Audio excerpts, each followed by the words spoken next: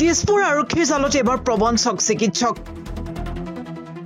চিকিৎসক জ্যোতিৰ্ময় লহকৰৰ কুকাণ্ডৰ ন তথ্য ফাদিল।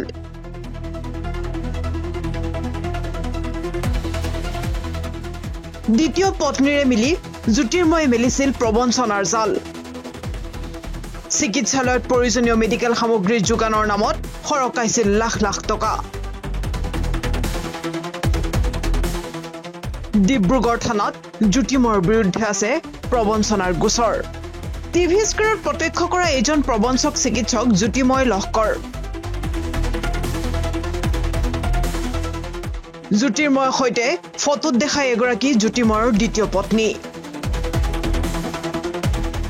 ভুৱা ৱৰ্ক অৰ্ডাৰেৰে বিভিন্ন জনৰ পৰা লাখ লাখ টকা সৰকাই জ্যোতিৰ্ময় লহকৰে পত্নীৰ সৈতে কটাইছিল বিলাসী জীৱন। কিন্তু আনৰ টকাৰে জীৱন ৰঙীন কৰা জ্যোতিৰ্ময়ৰ জীৱনলৈ নামি আহিল কালমানিশা। প্ৰথমে প্ৰয়োজনীয় সামগ্ৰী যোগানৰ নামত হাস্পতাল কৰ্তৃপক্ষৰে কৰে চুক্তি। বৃহৎ পৰিমাণৰ আগধন লোৱাৰ পিছতে চিকিৎসক জ্যোতিৰ্ময়ে কৰে যোগাযোগ বিচ্ছিন্ন।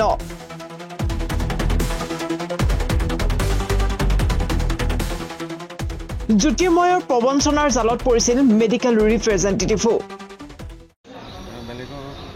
চিনাকি হৈ পেলাই কিবা এগ্ৰিমেণ্ট কৰিবলৈ আহে।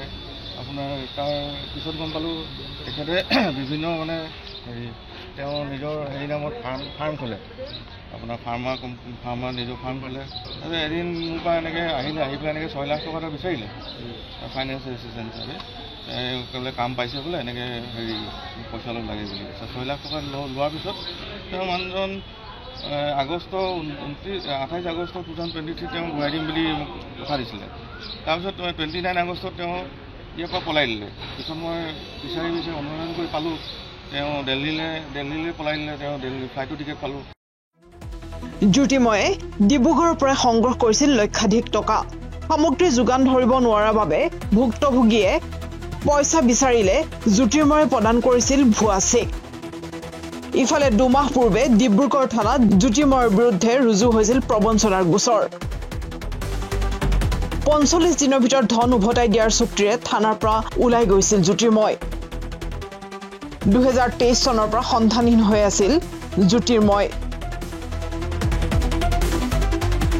অৱশেষত প্ৰবঞ্চনাৰ বলি হোৱা চেমি মালি নামৰ এজন ভুক্তভোগীয়ে জ্যোতিৰ্ময়ৰ বিৰুদ্ধে দিছপুৰ থানাত দাখিল কৰা এজাহাৰৰ ভিত্তিত গ্ৰেপ্তাৰ কৰা হৈছে জ্যোতিৰ্ময় লহকৰক। যিমানখিনি টকা লয় চব তেওঁ মিছেছৰ একাউণ্টত জমা লয়। আৰু তেওঁ মোৰ পৰা পইচাখিনি ল'লে। আৰু পিছত মই ইয়াত দিছপুৰ থানাত এজাহাৰো দিলোঁ। আপোনাৰ আগষ্ট 29, 2026 দিছিলোঁ। মোক যেতিয়া কৰিছিলে 200টা অক্সিজেন চিলিণ্ডাৰ 20 কেজি আৰু 6000 পিচ আপোনাৰ হেণ্ড গ্লোভছ আৰু আপোনাৰ 200 পিচ ষ্টেটিক্স। তেওঁ কোকৰাঝাৰ মেডিকেল কিবা CPC চেণ্টাৰ এটা দিম বুলি তেওঁ এনেকৈ কাম পাইছে বুলি মোক দেখাইছিল। আৰু একেখিনি ৱৰ্ক অৰ্ডাৰ তেওঁ বেলেগকো দেখাইছিল। মই বিচাৰি আছিলোঁ। তেওঁ বিচাৰি থাকোঁতে ঘপককৈ হেঙাৰবাৰী এইডোখৰ ৰাস্তাটো যোৱাকালি পালোঁ মই।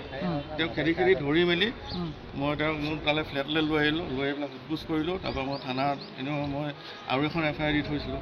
আপোনাৰ আগৰ যোনখন FIR দিছিলোঁ সেইখন ৰেফাৰেঞ্চৰ আৰু এখন FIR দিছিলোঁ আপোনাৰ মাৰ্চৰ 12 তাৰিখে 2025।